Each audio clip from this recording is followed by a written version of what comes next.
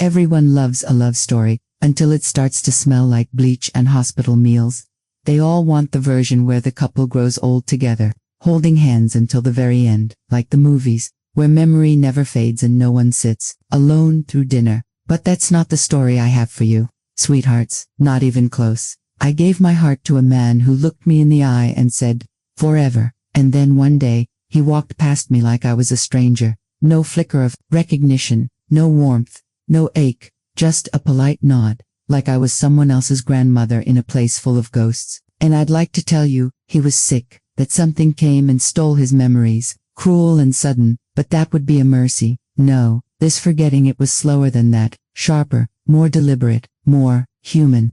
You don't just forget the person who sat beside you for 60 years, you decide not to look, you choose not to feel. I know that sounds cruel, and I've been told I'm too sharp for an old woman, but darling, softness doesn't serve you when your whole life is boxed up and wheeled down a hallway like yesterday's leftovers. The nurses here, they call me Missy, they think it's cute. That's not my name. My name is Eleanor May Price. I was born in a farmhouse with wood-burning stoves and Sunday prayers. I raised 3 boys who never call and baked biscuits that could make grown men weep. I used to sing to the radio while hanging laundry in the wind. But no one here asks about that. They just wheel me to bingo and call it care. He came to see me once, just once. He brought a box of chocolates, like that was supposed to fix 62 years of silence. He held my hand the way you'd hold a stranger's, politely, distantly, like warmth might be inappropriate. I asked him where we used to live. You know what he said? Did we live together? He smiled. I wanted to disappear inside myself, to fold up like a letter no one wanted to read anymore. But I just nodded and offered him a chocolate. He said he was watching his sugar. That was the moment I knew he hadn't just forgotten me, he'd erased me. So before I begin, my dears, like the video, subscribe, and leave a comment telling me where you're watching from. Some stories must be told, even if they still hurt, especially if they still hurt, because silence, left long enough, starts to sound like permission, and I never gave mine. This story, it's not about memory loss, it's about memory theft, the kind that comes, not from sickness, but from choice, from cowardice, from guilt, from the slow erosion of love when no one is paying attention. So come sit beside me, let me take you back, before the nursing homes, before the silence, before my name was replaced with Missy, and my past became too much information. I'll show you the girl I used to be, the one with dirt under her fingernails and daydreams in her eyes, the girl who thought love was a promise written in stone, the girl who thought forever meant forever, and I'll show you how that girl disappeared, little by little, until she woke up in room 209, staring at the ceiling tiles, wondering how many years had passed without anyone noticing. This isn't just a story about a man forgetting a woman, it's about what happens when a woman refuses to forget herself. Now, come close, sweethearts, let me tell you the story he forgot, but I never could. I was born in 1940, in a town so small the only thing louder than the church bell was the gossip. We were a row of weathered porches and chipped white fences, tucked along a winding river that looked silver in the morning and muddy by dusk. You could smell pine needles after every rain, and hear crickets the size of your thumbs singing you to sleep if you left the window open. We weren't rich, Lord, no, but we had enough to eat, and most nights, enough to smile. Mama used to say our kind of people came from hard soil, the kind that cracked in summer and froze in winter. But if you worked it just right, it gave you tomatoes so red they looked like blood. And my daddy, well, he had hands like leather, and a voice like gravel, but he never once raised it at me. Just a look from him could fold you in half, though. He'd come in after long days laying pipe and digging trenches, smelling of sun and steel, and he'd sit in his chair, with a sigh so heavy the whole house seemed to lean in. Our house had creaky floors and wallpaper that peeled at the corners. No matter how much paste Mama used, the kitchen smelled of lard and fried onions and biscuits that never quite rose right, but tasted like heaven anyway. We didn't know about margarine or olive oil. It was Crisco or bust. And everything, I mean everything, got fried. Catfish, okra, even cornbread. When it got old, I shared a room with my older sister Ruby until I was 16. Ruby was the pretty one. Long black hair, eyes like river glass, and a waist you could wrap a ribbon around. She used to sneak lipstick out behind the barn and kiss clothespins just to see the shape of her own mouth. She wanted to be a singer. I wanted to be anything but ordinary. But ordinary had a way of finding girls like me. I was the sturdy one, the one folks called practical. You'll make a good wife someday, my Aunt Lula used to say, as if that was the highest calling a girl could have, folding shirts, baking pies, bearing children, and never raising your voice unless the dog was out again. We didn't have television back then, not till I was 19 and married, but we had the radio. Lord, we had the radio. Every Saturday night, Daddy would tune it in to the Grand Ole Opry. We'd gather round, the static humming in the corners, and listen to Hank Williams and Kitty Wells like they were family. I remember the first time I heard Patsy Cline sing. Her voice was sorrow dressed in velvet. I cried and didn't know why. That was the thing about growing up then. You felt things. Even when you didn't have words for them. We didn't talk about emotions. You didn't cry unless someone died or your pie crust cracked. But we felt deep down in the marrow. School was a 4-room building with wooden desks and a chalkboard that never stayed clean. We wrote in cursive, recited multiplication tables, and stood when the teacher walked in. You wore dresses, even in winter, with thick woolen stockings that itched like sin. Boys sat on one side, girls on the other, and God help you if you passed a note. But I loved books. I read Gone with the Wind at 12 and swore I'd name my daughter Scarlet one day. I didn't. I had sons. Life is like that. Sunday mornings meant church, always. Mama ironed our dresses the night before and braided our hair so tight our eyebrows arched. We'd sit straight as pins in those wooden pews, fanning ourselves, with the same paper fans every year, the ones with Jesus and a lamb printed on them, in faded ink. Pastor Miller preached like the devil was, in the back row, and afterwards there'd be lemonade out front and too many eyes watching who talked. To who? It was at church, one July morning in 1956, that I first noticed him, Thomas. He wasn't from our town. His uncle was the new groundskeeper, and brought him along for the summer thaw. With sunblonde hair and skin already browned from the fields. He had a crooked smile, and the kind of laugh that made even my stoic sister giggle behind her hymnal. I told myself not to stare, but you know how that goes, don't you, sweetheart? He caught me looking and didn't look away, and just like that, something shifted. Not in the world, but in me. Before Thomas, I thought love was something you earned by being good, quiet, useful, but with him, love felt like something you were chosen for. We didn't speak that first Sunday, just glances, warm, uncertain, lingering too long, but that night, I wrote his name in the corner of my Bible and underlined it twice. I didn't tell Ruby. She would have made it into a game, but I began lingering near the old oak by the back of the church after service, just in case, and sure enough, by the third Sunday, he wandered over and asked me if I liked swing music. I said yes, though I didn't know much beyond what the radio played. He said he had records at his uncle's house, said maybe I'd want to hear them sometime, said it soft, careful, like he didn't quite believe he deserved a yes. I remember my stomach flipped so hard I thought I might be sick, but I nodded. I said yes. That yes changed the course of my life. We spent that summer stealing moments, walking dirt roads, skipping rocks. I'd make cold tea in mason jars, and sneak pies from the window when Mama wasn't looking. We'd sit by the river, legs tangled, and talk about dreams that were too big for the county line. He wanted to leave, see cities, write music, maybe. He played guitar, not well, but enough to make me swoon. He wrote me a song once, called It Eleanor Blue. It was silly, sweet, off-key. I still remember the chorus. He kissed me that August under a sky so purple, it looked bruised. It was my first kiss. I think he knew. I didn't tell anyone. That kiss felt like mine, like a secret that warmed me through.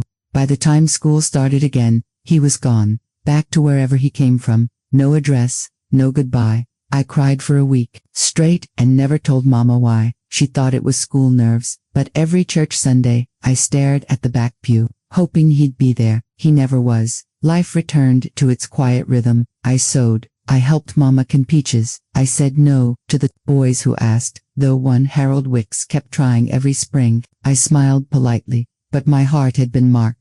It was 2 full years before I saw Thomas again. But oh my dears, when I did, he looked at me like no time had passed at all, and I, like a fool, believed that meant something. It was September 1958 when he came back. I was standing at the farmer's market, picking through bruised apples, when I felt a hand brush against mine. Not on accident, not in that clumsy way strangers bump into each other. No, this was soft, intentional, familiar. I looked up, and there he was, Thomas. He looked older, not by years, but by weight. He had a scar just above his left brow I didn't remember. His shoulders were broader, arms darker. There was a looseness to him now, like someone who'd seen too much road and slept in too many places without curtains. "Eleanor," he said, and my name in his mouth nearly brought me to my knees. I tried to act calm, measured, but my fingers trembled so hard I dropped an apple right at his feet. He bent to pick it up, and when he handed it to me, his fingers brushed mine again. And oh, sweethearts, if you've ever loved someone in silence for 2 long years, you know what that felt like. Like my body remembered him before my mind could catch up. He told me he was back for good, that his uncle had died, and he was taking over the land at least for a while. Said city life had worn him thin.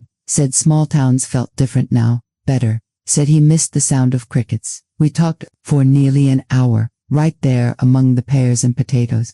He asked if I still listened to swing music, and I told him yes, though now I preferred Patsy and Connie Francis. He grinned, said I was always a little older than my age, like a soul born under a slower clock. That Sunday, he was at church. Front pew this time, clean shirt, hair slicked back. Ruby leaned over and whispered, "You're blushing." I told her it was the heat. It wasn't. That night, he walked me home, just like that. No formal courtship, no asking permission. He just fell back into my life like he'd never left it. Mama liked him, said he had good manners. Daddy wasn't so sure, said a boy who disappears once might do it again, but I didn't listen. I was 18, and in love with a memory that suddenly had breath again. For 3 months, we were inseparable. We'd walk after supper, talk under the stars, hold hands like nothing in the world could touch us. He told me he'd never loved anyone like he loved me. Promised this time, he wasn't leaving. Promised we'd build something that lasted. And I believed him. Oh, I believed him like gospel. He proposed on New Year's Eve, had no ring, just a ribbon tied around my finger, and a whisper in my ear that made my heart knock against my ribs like it wanted out. I said yes, of course I did. We married in the spring. April 25th, 1959. The church was full of lilies and borrowed lace. My dress was sewn by Mama and my aunt, every stitch pulled with prayer. I walked down the aisle to the sound of a scratched record player and the look in his eyes that said, "You're mine." And for a while, I was. We rented a small house near the old feed mill, 1 bedroom, 1 bathroom, and a porch swing that creaked like it was singing. I planted marigolds out front and tried to learn how to cook for someone besides my daddy. Those first years were sweet. Poor, but sweet. We made love with the windows open, and whispered dreams. Into the dark, I'd lie on his chest and listen to the thump of his heart like it was the clock that kept my life moving. We had our first son, Patrick, 2 years in. Then James, not long after. And then our surprise, little Henry, born in a thunderstorm that knocked the power out and made me believe in signs again. I won't lie to you, those years were full of struggle. Thomas worked odd jobs, roofing, hauling lumber, even janitorial shifts at the school. I stretched every dollar like taffy, made our clothes from scraps, and hung laundry till my fingers cracked in the winter air. But we were together, that's what I clung to. I remember one night, Henry had the croup, and the other boys were fighting over a toy truck, and I burned the stew beyond saving. I sat on the floor, sobbing quietly, afraid if I let the sound rise too loud, the whole house would fall in. And then he came behind me, wrapped his arms around me, pressed his forehead to mine, and whispered, "Forever, remember." And I did, because even with cracked walls and unpaid bills and 3 screaming children, love, real love, was the light that kept flickering back on in the dark. But somewhere, slowly, almost too quietly to notice, that light began to dim. He started coming home later, staring off more. His laugh, once so quick and warm, started to feel distant, like he was laughing at something I couldn't hear anymore. And I fooled that I was blamed the seasons, the work, the weight of raising boys and paying bills, and growing older in a world that only celebrated youth. I told myself all marriages went through dry spells, that love just shifted shape, but deep down, something old and cold was settling into the corners. Still, I kept on. That's what women did. You ironed the shirts, you folded the towels, you didn't ask too many questions when the answers might hurt. For years, I told myself we were fine, that if I just kept baking his favorite pies and rubbing his sore shoulders at night, the warmth would return. I wanted to believe the man I married, the boy who kissed me under the bruised sky, who tied a ribbon around my finger and called it a ring, was still in there. And maybe he was, but he was drifting, like a boat pulling slowly away from shore, too far to call back, too close to give up watching. And me, I just kept waving from the edge, smiling like nothing was wrong, hoping no one would notice the tide rising between us. That was what normal looked like, back then. A woman building her life around love, even as the foundation began to crack. I didn't know then that you could love someone so fiercely, and still be forgotten, but I'd find out. And when I did, it wouldn't come all at once. No, sweethearts. It would come in the form of a letter, a look, a woman at the door who smiled too softly, a missing birthday, a lie that was almost the truth. It would come slowly, and then, all at once, I used to believe change came like a hammer, fast, loud, impossible to ignore. But now, I know better. It comes like a draft beneath the door, cold, creeping, slow enough that you tell yourself it's nothing. The first real shift came in 1971. We'd just moved into a slightly bigger house on the edge of town. 2 stories, a worn staircase, and a cracked porch swing I insisted on keeping from the old place. The boys were growing like weeds. Patrick was in high school and already taller than his father. James had started sneaking out books from the library without telling anyone, strange ones about atoms and stars and the meaning of time, and little Henry, my baby, still came to sleep beside me when the wind howled. Thomas had gotten a better job by then, working at the rail yard. The pay was steadier. He left early, came home late, always smelling of metal and sweat and something else I could never quite name. At first, I chalked it all up to exhaustion. He'd sit in his chair after supper, shoes still on, staring into the quiet like it held answers. I'd ask him about his day, and he'd just grunt, nod, say, fine, even when his eyes looked stormy. Then came the first missed birthday. James turned 12 that spring, and Thomas never made it home in time for the cake. No call, no explanation, just walked in after midnight, drunk and distant, mumbling something about train schedules and bad luck. I was angry, but more than that, I was confused. That wasn't like him, not the man I knew. When I asked where he'd been, he waved me off, said I worried too much, but I saw the way he avoided my eyes, the way he flinched when I touched his arm. It wasn't the lateness that gutted me, it was the distance. You can't measure it with a ruler, sweetheart. But when a man pulls away, really pulls away, it's like your soul shifts to fill the empty space. I found myself asking fewer questions, smiling more than I felt, making his favorite meals. Even when he barely touched his plate, the boys noticed, too. Patrick started spending more time outside, always fixing that old truck with his friend Gary, trying to be the man of the house before he even knew how to shave. James grew quieter, slipping deeper into books and strange little drawings. Henry, bless him, he just wanted to make us laugh. He'd put on his father's work boots and stomp around the kitchen, saying, "Look, Mama, I'm a grown-up grump." I'd laugh, but inside, something was starting to ache. And then, there was her, not at first, not as a person, she was just a name, Martha. He said, offhand, one night over supper, new woman in payroll, fast with numbers. He didn't say it with warmth, not even a smile, but something about the way he said it stuck with me. And after that, he said her name again, and again. She fixed my check mistake. She's got twins. Can you believe that? She's real sharp, like you used to be, like I used to be. That one stung, sweethearts, more than I let on. I stood there washing dishes that night, watching the bubbles cling to my fingers, and wondered when my sharpness had dulled, when I'd become part of the wallpaper. I started packing his lunches with more care after that, ironed his shirts until the creases could cut glass.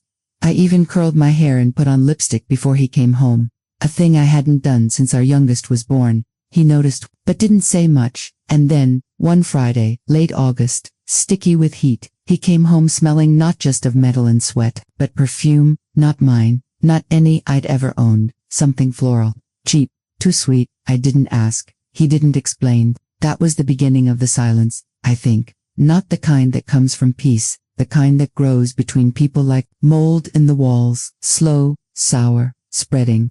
The boys were too wrapped in their own lives to ask. Mama was gone by then, and Daddy had stopped talking much after her passing. There was no one I could say it to, not even Ruby. She'd moved out to Chicago and called once every 3 months, always saying she'd visit soon. so I kept quiet, because what else does a wife do when her husband comes home, whole in body, but half in spirit? She keeps the supper warm, she hums while folding clothes, she waits, and I waited for things to go back to normal, waited for him to come back to me, but the world had shifted. I just hadn't caught up yet. The thing no one tells you about marriage is how much of it is made of pretending, not lies, exactly, but little performances. You smile when you feel hollow. You laugh at jokes you've heard too many times.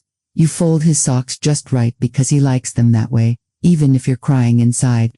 And so I performed. For the boys, for the neighbors, for the version of myself I still wanted to believe in. I told myself Thomas was just tired, that men go through moods, too, that I was imagining things, but one night, it happened. He left for work early, said he had a double shift, and hours later, I found his lunch pail still sitting on the kitchen counter, untouched. I stood there for a good minute, just staring at it, that battered blue tin with the dent in the lid. I'd packed it with leftover meatloaf, pickles wrapped in wax paper, and the last of my good apple pie, and he'd left it behind. My hands started to shake, not from rage, from clarity, because I knew deep in my gut, the way a mother knows her child is lying, that he hadn't forgotten it, he hadn't needed it, he wasn't at work. I didn't sleep that night. I lay in our bed, staring at the ceiling, listening for the creak of the door. My chest felt too tight, like someone had taken all the air from the room and left me with only memories.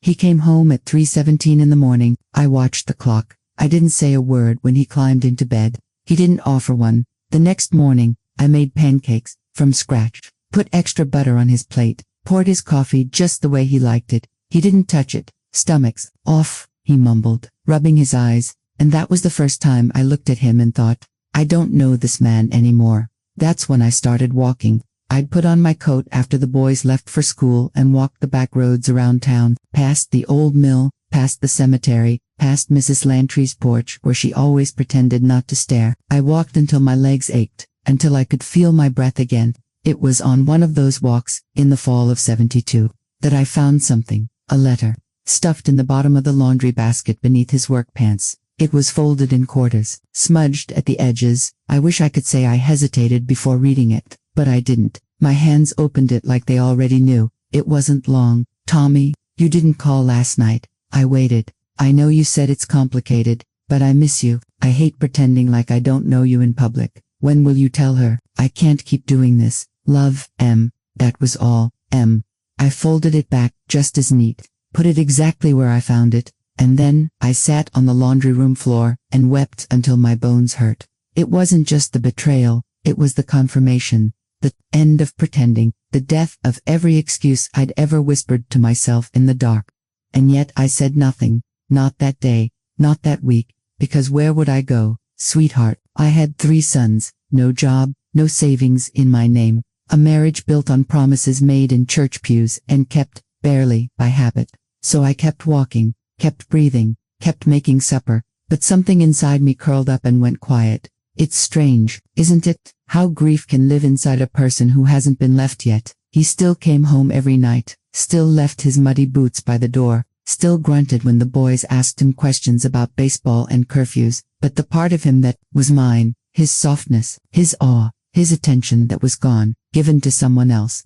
Someone who signed her name with a single letter M. I began checking his pockets, watching the clock, listening for changes in his voice. Not because I was angry, but because I was mourning. It was like trying to keep a bird in a cage that had no door. He wasn't mine anymore, not really, just a man wearing my husband's skin. And worse, he still kissed me on the forehead before bed, still said night, elked, like nothing had changed, like I was the one going crazy, but I wasn't. I know that now. I saw the shift, felt it like a cold front in my bones, and the longer I stayed silent, the deeper the cold got. And the longer I stayed silent, the deeper the cold got. It showed up in the way I folded towels, in the way I stared at my reflection just a little too long in the bathroom mirror each morning, tracing the lines under my eyes, wondering when I had stopped being a woman and started being just a shape in someone else's story. You know, sweethearts, people think the worst thing a man can do is leave,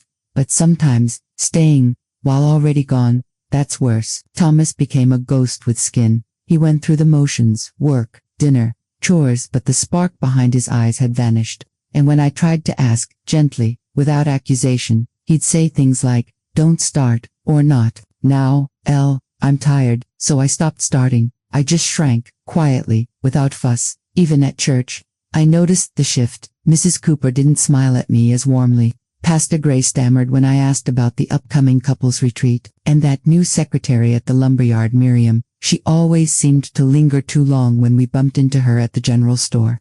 She was younger than me, tighter skin, brighter lipstick, that giggle, you know the kind. My dear's the kind men mistake for attention, and women hear as a warning. I didn't confront her. I didn't have the courage. But I remember one morning after church, Thomas and I walked out holding hands for the sake of image. His grip was limp as a dish rag, and I saw her lean into the side of the building to light a cigarette. She looked right at me as she exhaled, and smiled. It wasn't a kind smile. It was the kind of smile that says, "He's already mine, you're just pretending." And I kept walking, because what else could I do? I had no proof, only instinct, and a growing ache behind my ribs that pulsed like a bruise. By winter of '73, Thomas had taken to working late 3 nights a week. He said the mill was adding hours, that layoffs were coming, and he had to prove his value. I nodded, kissed him goodbye, folded his flannel shirts with trembling hands while the boys did their homework. I wasn't dumb, sweethearts, I knew. But I was a woman raised on silence. My mama had always told me, a wife's job is to keep the peace, not stir the pot, so I boiled instead, inside. I didn't tell anyone, not my sister Ruth, not the pastor's wife, not even God in my prayers, because shame has a voice, and it sounds like, "You must not have been enough." One afternoon, while sorting the closet, I found a pack of matches in his coat pocket, from a restaurant we'd never been to. I turned it over in my palm like a stone, something final, heavy, and when he came home, I left it on the kitchen table between his fork and the mashed potatoes. He didn't touch it, he just stared at it, swallowed hard, then said, "You going to accuse me of something?" "No," I said, "just that, one word, no tears, no accusations," because I knew, if I started yelling, I'd never stop, and I was already so tired. He didn't offer an explanation, just pushed the matches into his pocket and changed the subject. That night, after the boys went to bed, I stood in the hallway in the dark and listened to the silence between us, listened to my own breathing, sharp and shallow, and I thought, this is how women disappear. Not in some grand explosion, but in the quiet, repeated betrayals, in the long shadows of words never said. I didn't know it yet, sweethearts, but this was only the beginning. The cracks had formed, yes, but the floorboards beneath my feet were about to give, and when they did, I would fall farther than I ever imagined. It happened on a Thursday. Funny how these things don't come crashing in on special days. Not anniversaries or holidays or Sundays after church. No, the world doesn't give you that kind of poetry. It happens in the plainest, the dull rhythm of an ordinary weekday. I was in the kitchen, making stew, nothing fancy, just carrots, potatoes, beef stock, and a bay leaf or two, because that's how Mama did it. The radio was on low, some soft Patsy Cline song drifting from the corner, and the afternoon sun painted the linoleum in soft gold. The boys were outside, roughhousing in the yard. I could hear their laughter rise and fall through the open window, and for a moment, I remember thinking, maybe this is enough. Maybe if I just keep cooking and smiling and pretending, the storm will pass. But the storm had already opened the door. Thomas came in early, too early. It was barely for 15. I looked up, surprised. His shirt was half untucked, face flushed like he'd run the whole way home. "Elle," he said, breathless, "we need to talk." And my blood turned to ice. Not "Hey hun," or "What's for dinner?" Not the casual nod of a man coming in from work. This was something else, something final. I wiped my hands on my apron. "Is someone hurt?" I asked. He didn't answer, just walked past me into the living room, pacing like a man on the edge of a cliff. "I need you to hear me out," he said. My hands were trembling, but I crossed my arms tight to hide it. "All right." Then he said her name, Miriam, just like that. No stammering, no prelude, just, "I've been seeing Miriam," and the floor gave out beneath me. I couldn't feel my legs, couldn't hear the radio anymore. The whole house seemed to fall silent except for the dull ringing in my ears. He kept talking, trying, I suppose, to cushion the blow, to make it sound noble. He said he hadn't meant for it to happen, that it started out as friendship, that he felt alive around her in a way he hadn't in years. That old script men use to justify burning the house down while their children are still inside it. she's pregnant, he said finally, eyes glued to the floor, and that was the matchstick to the kindling. I didn't scream, didn't throw anything. I just sat, right there, on the edge of the couch, knees buckling, breath shallow, heart clawing at my chest like it wanted to escape. Pregnant, I was 46, too old for starting over, too young to be discarded like last season's coat. You're leaving? I asked. He nodded. I have to, he said. She needs me, and I'm not in love with you anymore. Oh, my sweethearts, let me tell you something about that line. I'm not in love with you anymore. It doesn't fall like a knife. It falls like a slow-moving train, dragging everything behind it. Memories, babies, wedding vows, Christmas mornings, funerals, fights, forgiveness, all of it, smashed under that one cruel truth. He chose someone else. He packed that night. Said it'd be better for the boys if he eased into it slowly. That he'd still come around, still help. But I saw it in his face. He'd already gone. The body was just tying up loose ends. I waited until he was gone to cry. And cry I did, not just for me, but for the girl I used to be, for the years I gave without question, for the love I'd believed would hold, even when everything else cracked. I locked myself in the bathroom and sobbed into a towel, knees on the cold tile, biting my own hand to keep from screaming. When I looked in the mirror afterward, my face was blotchy, my eyes hollow, and I thought, this is how a woman becomes invisible. But the worst part, sweethearts, the part that still haunts me to this day, wasn't him leaving. It was what came after. It was how the world treated me. Suddenly, I was the suspicious one. The church ladies whispered behind cupped hands. Some even said I must have driven him away, must have nagged or let myself go, or withheld something, as if betrayal needed a permission slip. The pastor asked me, have you considered how you might show grace in this situation? And I nearly slapped him. My family, even my own sister Ruth, told me to keep it quiet, to take the high road, as if silence was a crown worth wearing. But silence is a coffin, and I wasn't dead yet. That winter was the loneliest of my life. The boys were confused, torn between loyalty and grief. I didn't badmouth their father. I couldn't, but oh, how I wanted to scream the truth sometimes, to pull back the curtain and show them the coward behind it.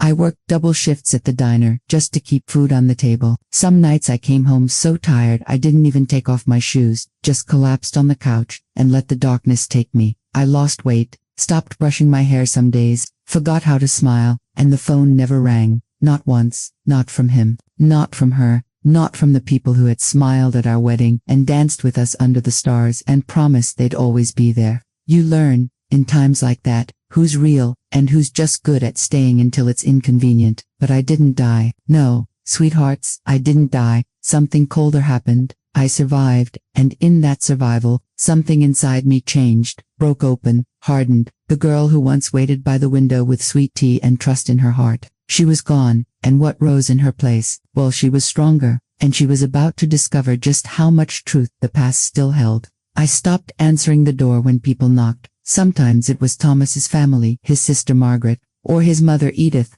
holding some homemade pie like that made up for what her son did. They'd stand there in their pearls and pressed coats, saying things like, "We still want to be in the boys' lives," as if I was some wild beast that might bolt with them. I'd nod, pretend to agree, but the door stayed mostly shut, because every visit came with a sermon, subtle digs, wrapped in pity. Margaret even said once, "Well, he's happier now, and maybe that's what matters." I nearly laughed in her face. Happier. He left me with 2 boys and a mortgage and no health insurance, and they thought happiness excused it all. No, that's not what mattered. Not to me. What mattered was duty, family, vows spoken before God and everybody, the ones that were supposed to mean something. But by then, I understood something ugly. To most people, a man breaking a promise is forgivable, but a woman breaking down, that makes her unlovable. And I was breaking down. I remember one night in February, the kind where wind screams through the trees like it's mourning something, and the heat had gone out again. The boys were asleep in their room, curled under 2 thin blankets, wearing socks and hoodies just to stay warm. I'd lit a few candles in the kitchen, both for light and heat, and sat at the table with a stack of bills and a stomach that hadn't eaten all day. My hands were cracked and bleeding from washing dishes in cold water, and I said out loud, to no one at all, "Is this what I gave everything for?" And I hated myself for even asking, because the truth was, yes, I had given everything. I gave it when I stitched his shirts after long shifts, when I forgave his cold silences and empty promises, when I held his babies inside me, risking my life for each birth. And what did I get in return? Left for someone younger, softer, untested by life. One afternoon, I saw them together. It was at the pharmacy. I was picking up cough syrup for James. He'd been wheezing at night, and as I stepped into the checkout line, there they were, Thomas and Miriam. She was showing, belly round, glowing like some porcelain doll. He stood behind her, holding her waist like she was treasure, and he saw me. I'll never forget it, that flicker in his eyes, not shame, not even guilt, just discomfort, like I was a ghost he hadn't expected to see in daylight. He nodded, polite, distant, and turned away. Not a word, not a glance, toward the cough syrup, not a how are the boys, not a damn thing. And that, my dears, is when something final snapped inside me. I went home that night and tore the last of our wedding pictures off the wall, the black and white one from the church steps. Gone. The frame from our honeymoon in Tennessee. Gone. I boxed them up and took them to the crawlspace, shoved them behind the dusty Christmas bins and shut the door like it was sealing a tomb, because I realized that holding on to pieces of a man who had thrown me away was just another way of letting him keep hurting me. But letting go isn't the same as healing. No, sweethearts, healing is a long road with no signs. Some days you take 2 steps forward. Other days you sit in the dark with a cup of cold coffee and wonder why your hands won't stop shaking. The hardest part, I still loved him, even after all of it. There were nights I'd lie in bed and remember the way his thumb used to brush my temple when I had headaches. Or the way he whispered, "You're my girl," after the boys were born. And I hated that those memories were still warm, that my heart hadn't burned them to ash like it should have. I hated myself for still praying he'd come back, not out of need, but so I could slam the door and choose to walk away this time. But closure is a myth. For women like me, all we get is survival. And survival, darling, is heavy. It's carrying your heart like a cracked plate you can't quite throw away. It's smiling at the neighbors so they don't ask too many questions. It's braiding your child's hair while your own soul is unraveling. But I did it. I got up every day, made lunches, washed uniforms, worked overtime, and held my tongue, until, one day, I didn't. But that's for later. For now, all you need to know is this. The woman I was before, she died quietly in a kitchen with stew on the stove and betrayal in her bones. And the woman who came after, well, she had nothing left to lose, and that made her dangerous. They say time heals. But what they don't tell you is, time also hardens. It smooths over grief, the way river water polishes stone, slowly, and with violence. The morning after Thomas left, I didn't weep, not because I was brave, no, child,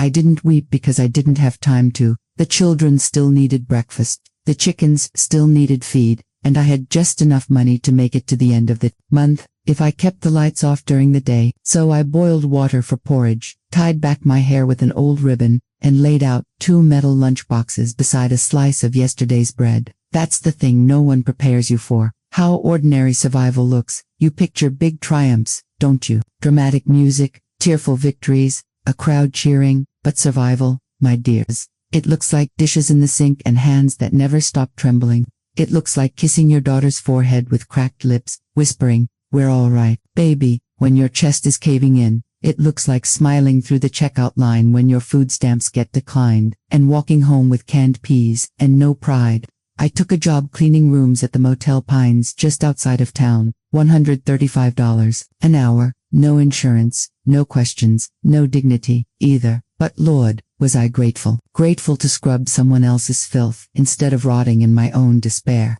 I'd leave the kids with Miss Maggie from across the street, pack a boiled egg in wax paper, and walk the 6 miles to the highway, past the field where Thomas once kissed me under the stars. Funny, isn't it? The places that once felt like magic, now just smelled like cow dung and regret. Each motel room told a story, torn sheets, lipstick on the mirror, Bibles stuffed under beds. Some couples laughed behind closed doors, some screamed, some cried, in silence, just like me. I never judged them. I couldn't afford to. I cleaned, I mopped, I folded towels, and every time I made a bed with hospital corners, I imagined someone doing that for me. Imagined being the woman who was waited for, but that wasn't my story. At night, I'd come home with blistered feet, and a back that screamed louder than my thoughts. Lottie would run to me with her arms open wide, shouting, "Mama smells like soap." and I'd collapse into her tiny body and her wild curls, as if she were the only thing anchoring me to this world. She was, most days. James, my oldest, had taken to sitting by the window after school, watching, waiting, but not for me, for Thomas. He never said a word, just chewed his pencil and stared down the gravel road, as if his daddy might come striding back one day with stories and apologies in his pocket. I didn't have the heart to tell him, some men don't look back, some men close the door and turn the key in places they were never meant to lock. The hardest part wasn't the poverty, it wasn't the aching, or the loneliness, or the shame. It was waking up every day and pretending the world was fair for my children's sake. I remember one winter, our pipes froze, and we had to melt snow in a pot just to wash our faces. Lottie giggled, said it was like camping. I laughed with her, but I could feel my molars grinding. When your baby thinks freezing is fun, you've either done something very right or very, very wrong. Years passed like that, season after season. With no letter, no call, no explanation, I stopped asking, stopped praying for his return. I replaced hope with habits, and in the silence he left behind, I built something harder than love. I built endurance. I became the mother who never missed a parent-teacher conference, the neighbor who kept sugar in a jar on the porch in case someone needed sweetness, the woman who could stitch a hem, bake a pie, pull a splinter, and mend a heart, all before sunset. And some nights, I'd sit by the oil lamp and stare at my reflection in the window, trace the lines by my mouth, the silver in my hair, and I'd whisper, "Look what you survived." There was no rescue, no knight on a white horse, no lawyer who handed me justice in a manila envelope, but there was a moment. I remember it like yesterday. James came home from school one spring afternoon, mud on his knees, freckles across his nose, and he said, "Mama, I told Coach I couldn't stay late 'cause you needed help with the laundry."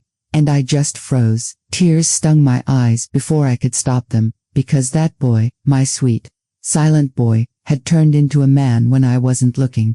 A man who saw me, that, my dears, was the reward, not riches, not revenge, but being witnessed, when the world forgot me. My son remembered. That spring, I started taking in mending jobs from some of the church ladies. Word had gotten around that I could sew a hem so fine you'd think it came from a machine. I turned the tiny kitchen into a workshop, hung aprons and uniforms from the curtain rod, ironed laced blouses on the back of a baking tray. My fingers cracked and bled from the needles, but I made enough to keep the gas on that summer. One Sunday after church, Mrs. Langley pressed $5 into my palm and said, "Your hands are a blessing, Mrs. Wren. Don't ever doubt that." I cried that night, not from shame, but from the strange, unfamiliar feeling of being seen as something other than broken. I began walking taller after that, maybe not with pride, but with purpose. The world hadn't handed me a miracle, but piece by piece, I'd carved out a life from the ruins, and sometimes, when the wind hit just right through the screen door, and the kids' laughter echoed down the hallway, I'd close my eyes and imagine I'd made it, not back to the life I'd lost, but to something new, something stronger, something mine. And though I never said it aloud in those quiet moments, I felt it. I was still here, and that had to count for something, even now. Sweethearts, if you're still listening, I want you to remember this. Sometimes survival is the quietest kind of triumph.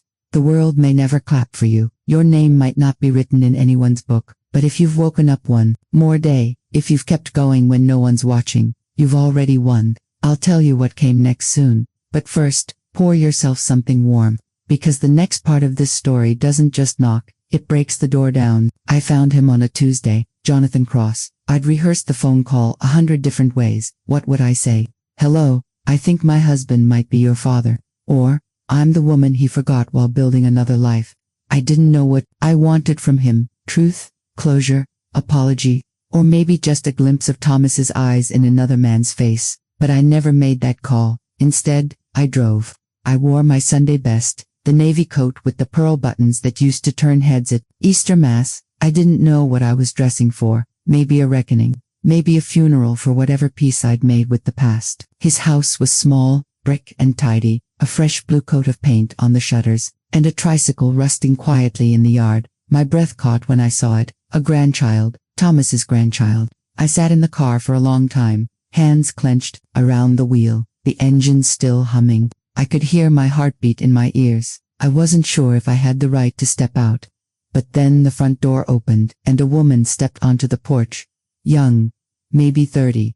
Auburn hair pulled into a messy knot, baby on her hip. She looked straight at me. I didn't move. Then a man stepped out behind her, tall, strong shoulders, and when he turned, oh God, the curve of his brow, the way his hand settled gently on her arm. It was Thomas, a shadow, an echo.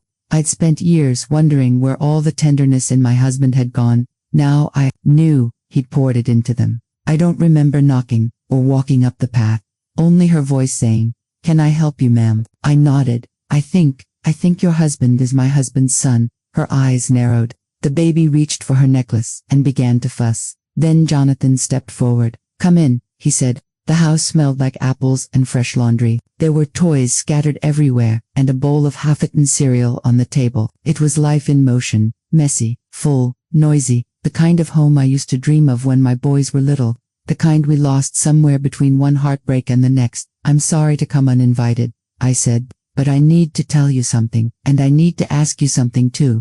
He listened, silent, eyes fixed on me with the kind of stillness that comes from knowing your world's about to tilt. I told him about the letter, about the photo, about the courthouse. I told him about Thomas. When I finished, the room was so quiet, I could hear the tick of a wall clock and the baby cooing down the hall. "I always wondered," he said finally. "She used to get real quiet when I asked, told me not to worry about where I came from." "Did you ever meet him?" I asked. He shook his head. "No, but he sent money, every year, cash, envelopes with no return address. I always thought it was some uncle or charity." She never said. Cash, secret, silent, just like him. "What do you want from me?" he asked gently, not accusing, just tired. "I don't know," I said, and that was the truth. "But maybe I want to know if any of him still exists, in you. Maybe I need to see that he wasn't all betrayal." He looked at me then, really looked, and for the first time in decades, I felt seen, not as the wife left behind, not as the woman who waited through empty years, but as someone who'd carried a secret wound too long. He asked if I wanted to stay for dinner. I nodded. We ate together that night, at his table, with his wife, his children, his warm kitchen that smelled of garlic and bread, and I thought, this could have been mine, but it wasn't, and still, it was something, not revenge, not even resolution, but something like understanding, like stitching two sides of a torn photograph back together, even if the middle is forever missing. Before I left, he handed me a shoebox. Inside were letters, ones I hadn't seen, ones his mother had kept from the state, dozens of them, some with Thomas's handwriting, some with drawings. One had a pressed daisy inside, yellow and delicate, still whole after all these years. "For the boy I cannot hold, but will always watch over. Forgive me," I wept, "not for him, for the man he almost was, and for the woman I used to be." I clutched that shoebox like it was breathing. Back home, I didn't even take off my coat.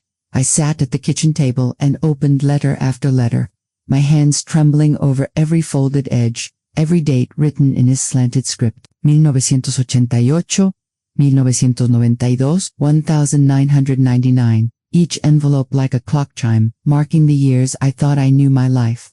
All those Christmases, anniversaries, nights when he sat across from me in silence. He was living two lives at once, and I was just the quiet one, the loyal one, the one who tucked her blouse in and smiled at church and waited for a warmth that never returned. He wrote to the boy with tenderness, called him my little man, signed off with always, Dad. He drew silly sketches, a dog with lopsided ears, a crooked snowman. There were letters full of apologies, of longing, but never once, not once, did he mention me. No guilt, no remorse. It was as though I had been the ghost all along. That night, I lit a fire in the hearth. I held one letter in my hands, ready to feed it to the flames, but I couldn't, not because I wanted to keep them, but because they weren't mine to destroy. These were Jonathan's, his inheritance, his truth. He had a right to them, even if they crushed me. Instead, I placed them back in the box, tied it shut with one of my old hair ribbons, and called him the next morning. He came over that afternoon, stood at my doorstep in a brown jacket too thin for the cold, hands shoved in his pockets like a schoolboy. "I brought you something," he said. It was a photograph, a newer one, me, sitting at their dinner table. His wife must have snapped it when I wasn't looking. I looked tired, small, but there was something soft in my eyes, like maybe, for a moment, I wasn't carrying the full weight of what he left behind. "She said we should frame it," he added. Said families don't always start the way they're supposed to, doesn't mean they don't count. I nearly collapsed at the door. He hugged me, and not the stiff kind of hug polite men give to older women. No, he held me like someone who understood, and maybe he did. Because we were both born of the same wound, him from abandonment, me from betrayal, and in that, we weren't strangers anymore. Weeks passed, we spoke often, sometimes on the phone, sometimes in letters of our own. I began writing again, scribbling thoughts in the margins of my old cookbooks or the backs of receipts. My voice returned in ink before it returned in speech. One day, Jonathan brought his daughter over, the baby with the tricycle. Her name was Millie. She ran through my house like it had always been hers, tugged at my skirt, asked for juice, pointed to old pictures of my sons and said, "Is that Daddy?" "No," I said softly. "That's his brother." The words tasted foreign, but they were true, and maybe, somehow, there was still time to be something in her life, not a grandmother by blood, but perhaps by grace. I still visit Thomas's grave, but now I bring 2 flowers, one for the man I married who failed me, who lied, who loved me in his own broken, cowardly way, and one for the boy who never knew his father, who deserved more than secrets and silence. Sometimes, I speak aloud when I'm there. I tell him what he missed, how tall Jonathan is, how kind, how his granddaughter calls me Granny June without hesitation, even though she doesn't know what that really means. And I tell him I'm not angry anymore, I'm not healed, but I'm not lost either. It was spring again. Isn't that always when old things thaw? The trees outside the nursing home were beginning to bloom, pink petals drifting down onto the cracked sidewalk like soft confetti. The world smelt new, but inside me, something ancient stirred. I thought I had seen all there was to see, but as it turns out, there are truths that hide behind kindness, even well-meaning ones. It was Millie's 7th birthday. Jonathan had brought her over with balloons and a little box of cupcakes shaped like bunnies. I watched her dance around the living room, her laughter echoing through the halls like it belonged here, like she belonged here, and I believed, in that moment, that maybe the worst of my story had already passed. But the knock came not a minute after they'd left. It was a woman older than me by a few years, tall, wiry hair, pinned back too tightly. She wore a brooch, shaped like a forget-me-not. Her hands trembled as she held out an envelope. "I promised him I wouldn't," she said. "Wouldn't what, dear?" She swallowed. Her voice was raw. "Wouldn't tell you what really happened." She pressed the letter into my hand and left before I could ask a thing. The envelope was yellowed, thin at the seams. It had been opened and closed 100 times. On the front, in handwriting I knew too well, was my name, June. No return address, just June. I didn't open it right away. I set it on the table and made myself a cup of tea, my hands shaking too much to pour the water cleanly. I looked out the window for a long time. The petals kept falling. Finally, I sat, and I read. It wasn't written like his others, no sketches, no silly sign-offs, just cleaned, sharp sentences like blades dulled from use. "June, if you're reading this, then it means I've done what I promised myself I never would. I left without telling you the whole truth. I didn't cheat on you. Not in the way people assume. There was no affair, no passionate escape, but there was a choice I made, one that took a piece of me I could never give back." He wrote about a woman he'd known before me, before the war, before the uniforms and medals and nightmares. Her name was Ruth. They had been young, poor, drunk on each other's hope. She got pregnant. He was called to basic training before she could tell him, and by the time he returned, the baby was gone. Put up for adoption by her father, a proud man who didn't think his daughter's lover was fit. He searched, not very hard, and that shamed him. Then he met me. "You were goodness, June," he wrote. "You were the quiet after the storm, and I thought if I buried the past, it wouldn't matter. But the past doesn't rot underground. It waits until you hear it breathing in the next room." The boy, he wrote to all those years, that wasn't Jonathan. It was his first son, the one no one knew about. Jonathan was someone else entirely, a distant relative of Ruth, a connection he stumbled upon by accident while tracking down the son he lost. The letters were never meant for him. They were misdelivered, perhaps intentionally, perhaps fate. Jonathan never told me. Maybe he didn't know himself. And that woman with the brooch, Ruth's sister, she had carried the secret her whole life, afraid it would wreck whatever chance at peace we had left. I folded the letter, set it on my lap, and wept into my tea, because in the end, the betrayal wasn't what I thought. It wasn't romantic or cruel or even personal. It was a tragedy tangled in time, a love that came before mine, and a silence that grew like ivy around every life it touched. I wasn't the only one forgotten. He had forgotten himself. He had tried to build something real with me atop a lie too heavy to hold. And I had loved a man who wasn't whole, and never would be. That night, I didn't sleep. I stayed up rereading every letter he ever wrote, looking for clues I had missed, words that weren't mine to interpret. I realized how little we know of the people we love, how much they hide, not to deceive, but to survive. The next morning, I called Jonathan. I told him the truth. He listened without interrupting. Once, when I finished, he said, "I guess none of us really knew him." "No," I said. "But maybe that doesn't mean we didn't love him." He came over that afternoon. We sat on the porch, no words between us, just the sound of Millie chasing bubbles in the yard. Then, he reached into his coat and pulled something out. It was a faded photo. 3 people. Thomas, a young woman I didn't recognize, and a baby in his arms. "We found it in Ruth's attic," he said. "It's him, with her, with him." I traced my fingers over the image. I should have felt anger, or jealousy, but I only felt the weight of what was lost, and what little we had left to hold. Sometimes, sweethearts, the truth doesn't set you free. Sometimes it just lets you breathe a little deeper, knowing the silence wasn't your fault, knowing you weren't crazy, knowing that you were loved, just not the way you thought. And maybe that's enough. I sat in that little cafe on Edding Street for nearly an hour before Jonathan walked in.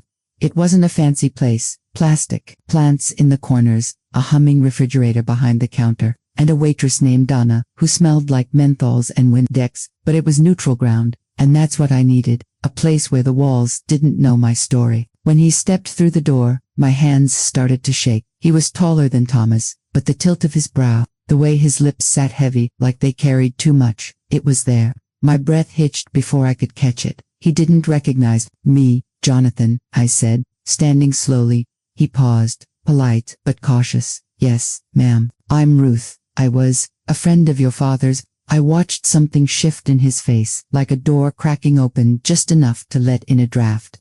He nodded slowly and motioned toward the booth. We sat. The first 5 minutes were small. Talk, weather, work, the way Donna's pie had gone downhill over the years. Then I placed the manila folder between us. "I know about the adoption," I said, softly. Jonathan stared at it. What do you mean?" I took a breath I'd been holding for a decade. "I know you're Thomas's son." He blinked, stunned. "Who told you that?" "Mildred kept records, letters, photos. She died last year, and someone mailed them to me." His face paled, and he rubbed a hand across his mouth. "Jesus." We sat in silence for a moment, the kind that isn't awkward, just heavy, like snow settling on a roof. "I didn't know," he said finally. "Not until I was 28. My mom, well, the woman who raised me, told me one day out of the blue, said she and her husband had adopted me from a woman who was too sick to keep me. I asked about my real parents, but she didn't know much, only a name, Thomas." He looked up. "I searched for him, you know, couldn't find a damn thing. No obituary, no phone record, just a grave and a plot that hadn't been visited in 20 years. I swallowed. "I never knew. Jonathan, I didn't even know he had a child." Jonathan's eyes turned glassy. "I thought maybe he didn't want me. That's what you tell yourself when no one comes looking." My hand reached across the table before I even realized it. "No, he didn't know. If he had, he would have." I stopped. "He would have tried. I have to believe that." He nodded, jaw clenched tight. "And were you?" "I was going to marry him," I said, my voice cracking like old wood. "We were supposed to build a life, but the war, the hospital, his injuries, and then he just disappeared. They told me he'd chosen someone else. I believed them." Jonathan looked at me for a long moment. "You loved him." I nodded, and the tears came easy. "Still do, in some way. I always have." The silence stretched between us again, but this time, it didn't feel empty. He finally reached for the folder, and pulled out the photo of himself as a child. "I always wondered where I got this nose," he said with a half laugh. I smiled. "That's your father's. Trust me." I remember, we sat in that booth for another hour, sharing what we could. The cafe dimmed around us as the sky outside softened to peach. By the time we left, I'd given him my number, and he'd promised to visit again. I watched him walk away and felt something inside me. Not closure, no, not quite, but a kind of realignment, like an old crooked picture, finally hanging straight. And that night, for the first time in decades, I pulled out the box of Thomas's letters. I read each one slowly, like they were being whispered for the first time, and when I finally closed the lid, I didn't feel hollow anymore. I felt full and ready for what came next.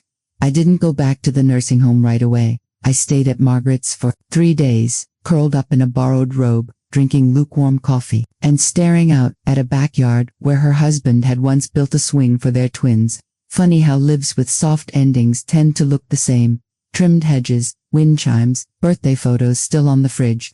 I found myself envying the simplicity of it all, not the wealth, not the comfort, just the knowing, the certainty. She knew where her husband slept at night. She knew what she was to her children. And she knew that her memories hadn't been rewritten behind her back. I didn't have that, not anymore.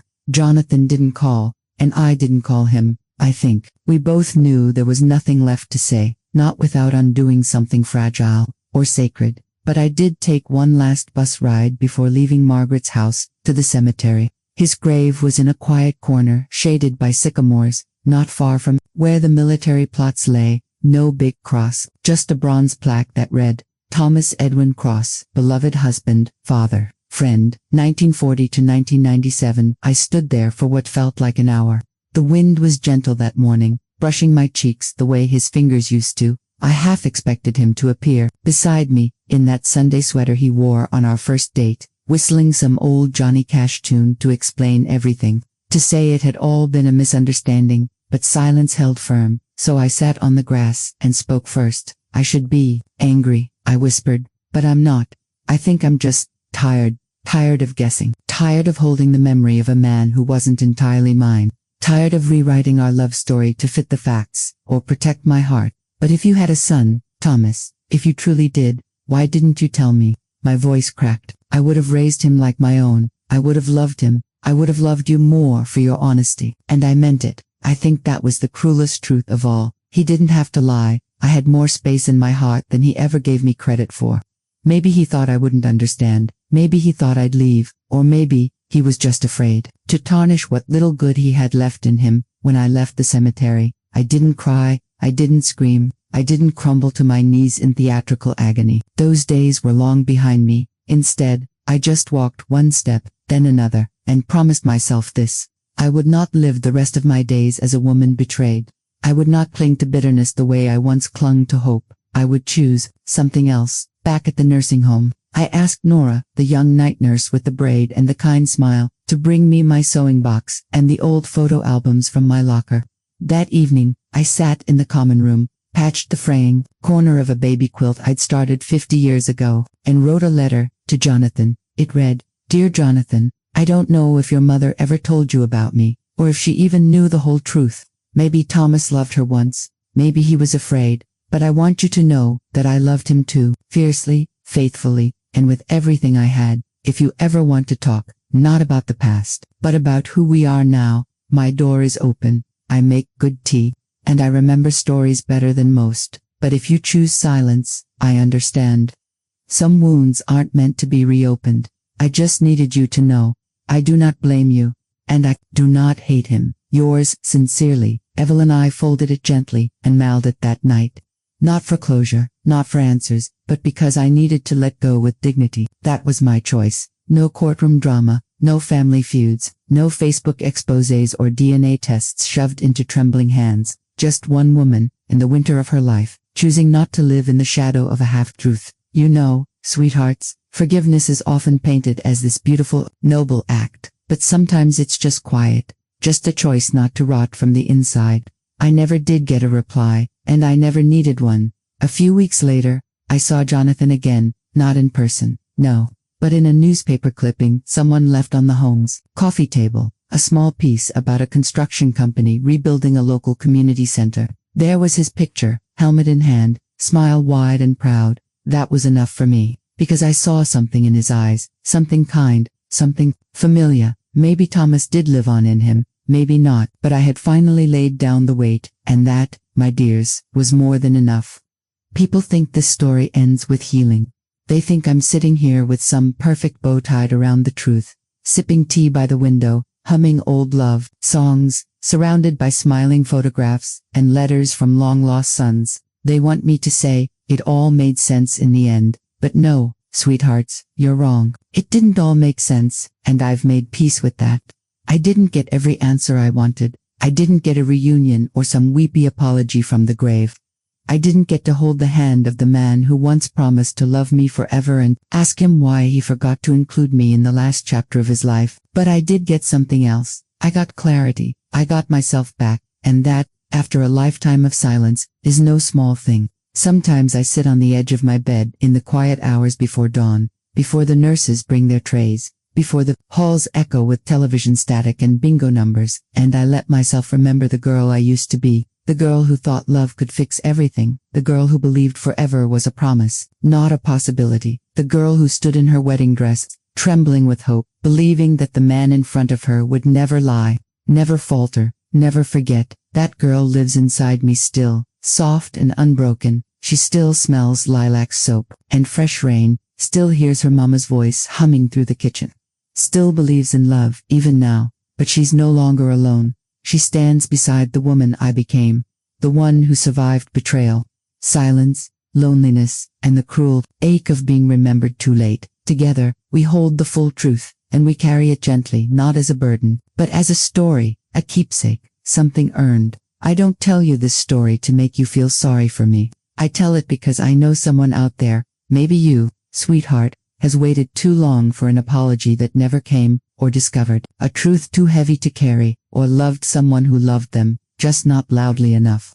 Let me say this. You don't need permission to live again. You don't need answers to find peace. You are allowed to move forward even if the ending wasn't fair. And you're allowed, oh, you're so very allowed to remember the love and the lie in the same breath. I still keep Thomas's photograph in my drawer, not to punish myself, not to hold on to a fantasy, but to remember that we were real. We were. And even though his truth strayed from mine, even though he left this world without tying every knot, I won't reduce our years to a secret he carried. He loved me, in the quiet ways, in the half-finished porch swing, in the letters he wrote when I miscarried our second child, in the way he touched the small of my back after dinner, like I was still magic to him. So no, I won't burn it all down just because I found a hidden room in the house of our love. I'll walk through it, carefully, and I'll place flowers on its windowsill. I never saw Jonathan again, not in person, at least, but sometimes when I water the orchids by the sunroom, I think about him. I wonder if he kept the letter, if he ever tells his children, if he has any, that their grandmother once sewed quilts and told stories into the night. Maybe I'm just a footnote in his life, but maybe, just maybe, I'm something more. Either way, I've forgiven him, not because he earned it, but because I needed to free myself from the ache of wondering. Because I wanted my last years to be mine again, not haunted by the parts of someone else's life I never got to share. And now, here we are. If you've listened all the way through, sweethearts, thank you. Thank you for sitting with me through the long dark, through the cracks and the light and everything in between. You've held space for a story that didn't end with perfect healing, but it did end with truth, and that's a gift I don't take lightly. So tell me, would you have chosen silence or exposure? Would you have knocked on that door, held that boy's hand, told the world? Or would you have folded the truth like a quilt, stitched it closed, and let it rest? Let me know in the comments. I want to hear your heart. And don't forget to like and subscribe. Stories like this deserve to live on, not because they're neat, but because they're honest. Until next time, my dears, be gentle with your past, and be even gentler with your future.